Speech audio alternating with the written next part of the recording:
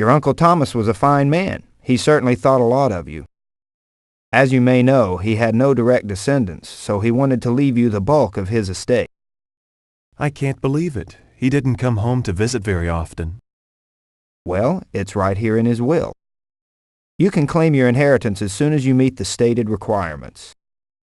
What requirements?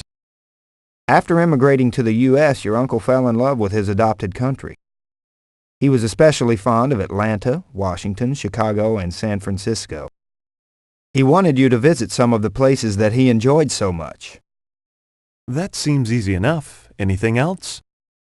Here are sealed envelopes with instructions about each place. When you arrive in Washington, for example, open that one. Then you'll know what to do. This is all very strange. Yes, it's strange, but worth the trouble, I think.